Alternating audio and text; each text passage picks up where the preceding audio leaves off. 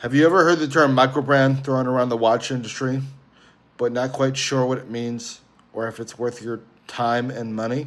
Today, we're diving into exactly what a microbrand is and why they're shaking up the industry, and of course, whether you should consider adding one to your collection. Let's get into it. What is a microbrand? A microbrand is an independent watch company, usually small and self-funded, direct to consumer. Think less Rolex and Omega and more Baltic, Halios, or other brands, such as Christopher Ward. They're often run by just a few passionate people, typically outside of the big Swiss conglomerates.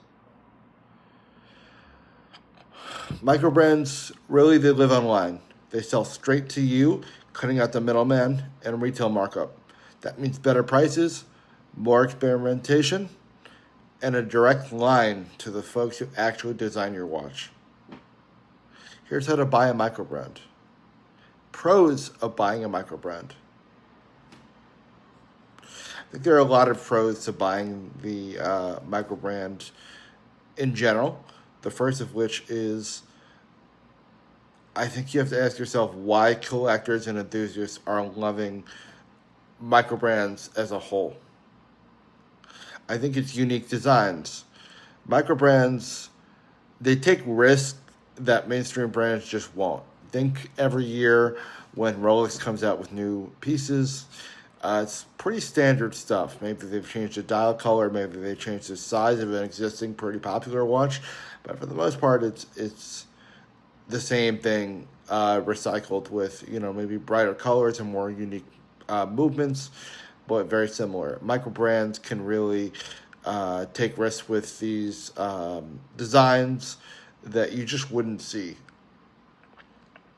in other more mainstream pieces, like let's say an Omega Speedmaster, or even to some extent a Tag or Panerai. I think that they are great value. You're often getting premium materials like sapphire crystals or Swiss or Miyota movements at a fraction of the cost. And I think that the community in when it comes to these microbrands are better. Most of these brands engage directly with buyers through forums, Discords and Instagrams. I think that someone who buys something like a Deep Blue, there is a very strong Deep Blue community of niche buyers and collectors who do like these brands, and when they talk about things like limited runs, it's true exclusivity, not like Hublot or these other more mainstream brands that come up with these limited time pieces.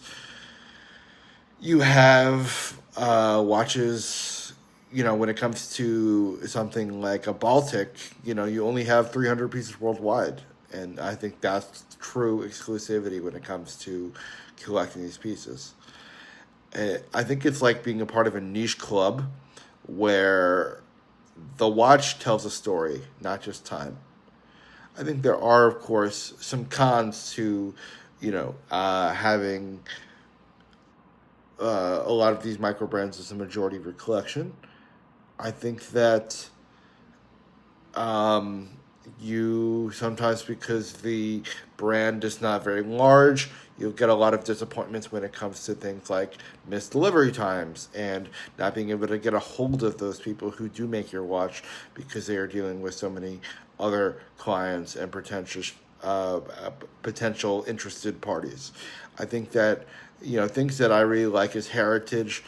That's not something you're getting with a microbrand. So lack of heritage, you're just not getting decades of watchmaking history here. You might be getting a small independent brand that's maybe been working 20, 30, in some cases maybe 100 years, but for the most part, they are not huge brands. Some micro brands have only been around for 5 or 10 years. also, you got to look at resale value. If you are interested in something like that, a lot of these micro brands just don't hold their value. Uh, I think these are better known in the mind as passion buys. These aren't investment pieces by any means necessary. And something I touched on earlier in the video, smaller teams mean slower replies or limited warranted services. If they're not able to service you, it's very difficult to get on board with these micro brands. Another thing is, of course, the quality control risk. Um, Quality control is something that takes a hit. Of course, as you're a smaller business, you come up with less watches every year. Um, like I said, there are brands that come up with 300 pieces a year. There are brands that come up with 1,000 pieces a year, but it is very small when it comes to the amount of pieces that Rolex makes. It's in the millions. So that quality control just isn't always there when it comes to these micro brands. I have a piece here, and it is a Sujas, and just a nice little micro brand that somebody gifted me for the good customer service that we provided.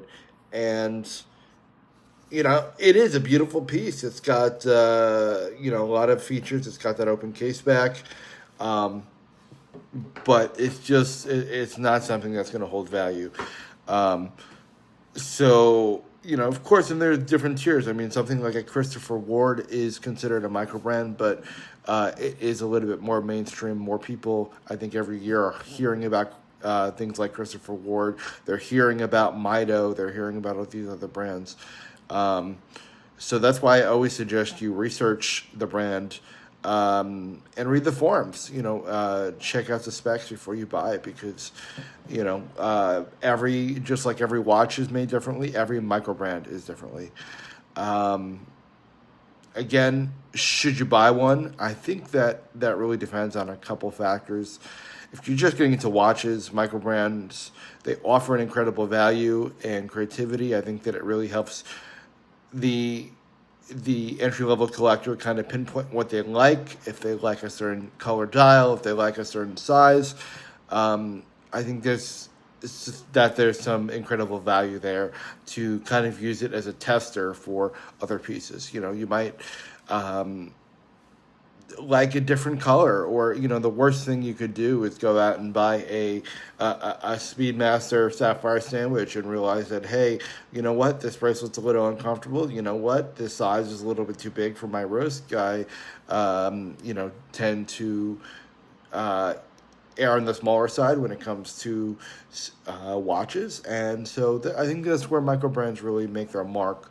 They're great watches that you can use to test and really scratch that itch for something that you want that might be different without breaking the bank there. So I think that in that regard, if you want to get a couple micro brands and add them to your collection, something interesting, something that is, of course, a lot more affordable than these mainstream brands, and I think that's great. And I think that microbrands are picking up traction. You have platforms like Kickstarter and Instagram really fueling the rise of some of the greatest microbrands that we're seeing today, and it might just become a cult classic. I mean, like I said, I keep bringing up brands like Christopher Ward, that started as a micro brand, and today I think they've really created a good amount of traction with the public. At least most people that I talk to have at least heard of Christopher Ward as a brand, if you are on the forums on a regular basis. And, that's just kind of my opinion. Again, it's important to know that these are really just, our personal opinion on micro brands. If you want to create a collection full of them, then be our guest. Just know that, there are some positives and some downsides to collecting mostly micro brands. That collection that you might have spent, $1,000 or $2,000 on might be only worth a couple $100 at the end of the day. And I think that's where something like those subscription boxes can really come into handy to kind of figure out what you might like in the watch industry. There's been a lot of flack for things like Watch Gang, in recent years, and I do think that if it's becomes a cornerstone of your collection, I think that is a problem. I think there is a lot of quality and other issues there as far as shipping goes. But if you want to get a subscription service like Watch Gang and try out a lot of these these micro brands and decide what you like and what interests you before going out and spending that couple hundred or couple $1,000s on the piece that you really like, your grail per se, I think that's a great way to use that resource. So again, my question to you is, what do you think? Would you buy a Microbrand watch, or do you want to stick to the classics? I would drop your thoughts in the comments below and let me know what your favorite indie brand is. I'm always interested in hearing what other people might like collecting. Again, please subscribe and like this video if you've gotten some value from it, and tap that bell so that you don't miss the next video with tailored timepieces. Again, whether you would like to hear about Rolex, Microbrands, or everything in between, I think Tailored Timepieces is a great resource for everyone. And I would like to remind you that every watch tells a story. So again, if Microbrands is your thing, then go for it. I am all for watch collecting, and and that takes many different shapes. So again, I appreciate your time, and give this video a like if you found it helpful. Thanks.